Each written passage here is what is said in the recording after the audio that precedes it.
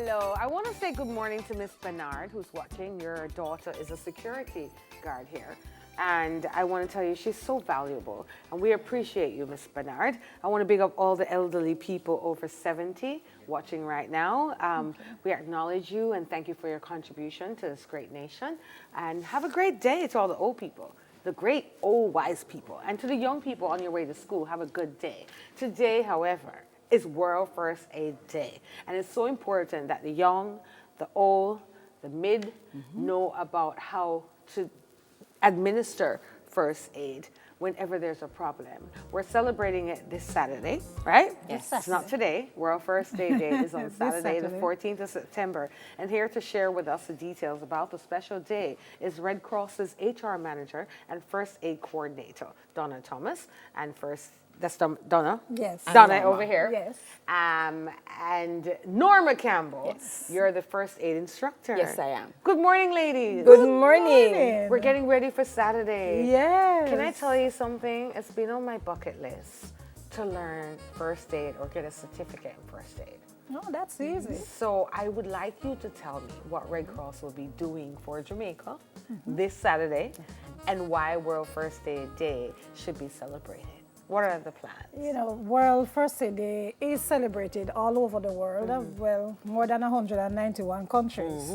And it really brings to focus the fact that, you know, first aid saved lives, and it became a reality when you had 9/11.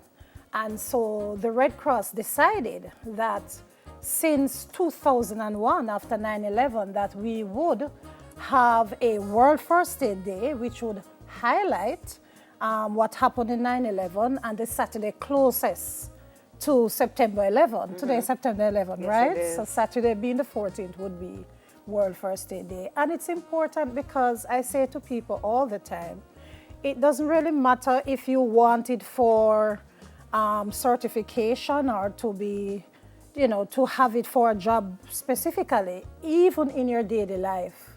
First aid is important because we could tell you a number of stories about how it is that we have saved lives just going about our normal day-to-day, you know.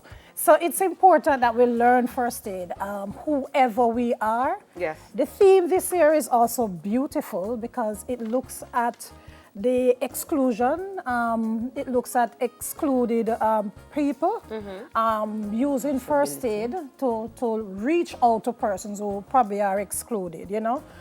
The main focus, therefore, is reaching persons who are excluded through first aid. All right, and the Red Cross, just so we see you, you're very visible, the Red Cross. I think it's important to understand the mandate of the Red Cross. Why are you out there? What do you do? Generally speaking, I would say that the Red Cross is specifically geared towards helping the vulnerable persons in our society.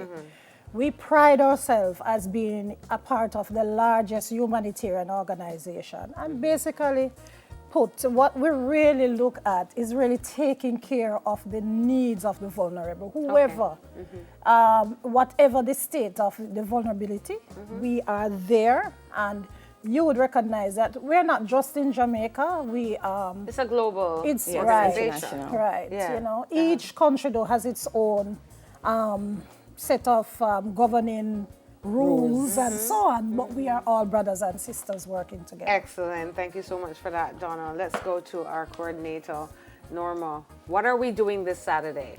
We are actually going to be at the Christian Academy on Cassia Park Road, where we'll be doing brief sessions for the deaf, and we want them to recognize that they can learn first aid, not because they're deaf or because they are disabled, but we want to show them that they are useful in the society and they can help someone in case of an emergency.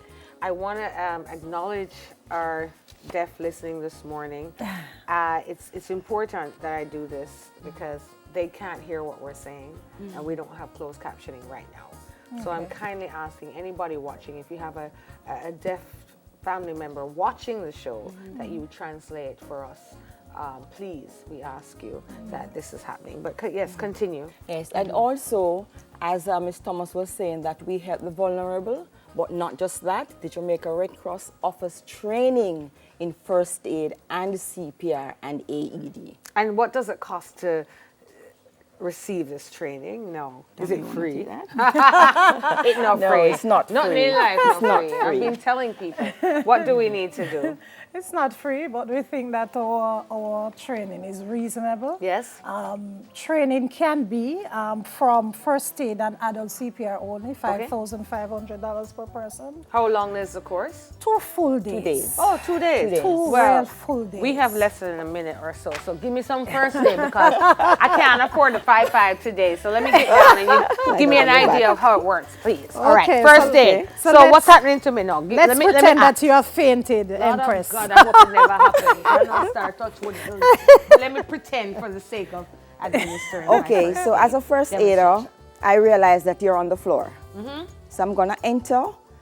I must say, first of all, that you must always wear a pair of latex gloves when you are treating anyone. I thought you were about to say you must always wear good underwear in case you faint. Because my mama taught me that makes you rest in peace. So you Always wear have to clean check. and good underwear. That's Okay. not Check so for important. that is- unresponsiveness. Okay. Hello, ma'am. Hello, ma'am. Can you hear me? Can you hear me? Why you hit me so, Miss Mama? Because I want to know if you're conscious. Okay, now. me no conscious. So I'm gonna open your airway, and I'm gonna check for breathing. 1 and 2 and 3 and 4 and 5. Now, based on what I see, you're sweating profusely, so I assume that you fainted. What I want to do now, I want to send back oxygenated blood to your brain. So what I'm going to do, I'm going to loosen tight clothing, not literally, yeah, loosen tight clothing, give you a lot of fresh air, Try adjust back. and I'm going to elevate your legs. Miss Mama, Yes, we have on the 8 TV, to you know. 12 inches high. Okay. You should revive within a minute or two, and then I will say to you, my name is Norma Campbell, and I'm a trained first aider. You just fainted. I got woken up. Yes, and you're woken up. And I ask you certain questions. When last did you eat? Because fainting can cause from hunger. Did you hear some good news or bad news? Yes. So those are the things that we look for when we are treating someone who faints. Yes. Because it's the heat as well. Yes. I'm sure heat like, exhaustion as well. Heat exhaustion would Yes, happen. yes. And then after the person recovers, where do we go? You can go about your business if you want to, or if you are too weak to get up and go, then we do what is called, we put you in a recovery position. What's the recovery position? The recovery position provides 4 things: stability, comfort, drainage, and opening of the airway. So you can rest until you feel much better, that you're able to go about your business. Yeah. Yes. Okay. So, very informative. Where do we call to sign up? I know you said the Christian Academy, Cassia Park. So we will be there on You'll be there Saturday on doing Saturday. some On brief Saturday? sessions. Yes. But Yes. generally speaking, for generally? persons who want to learn first aid and you know you have this interest, please call us at the Red Cross. The number is 984-7860, and it goes up to 2. I feel so comfortable. I just want to stay. No, may I stay right here? Oh, that was Donna Thomas, Red Cross's HR manager and first aid coordinator, and Norma Campbell, first aid instructor. Coming up next, my people, we discuss the need for more kidney donors. More on Smile after I take a break. Okay.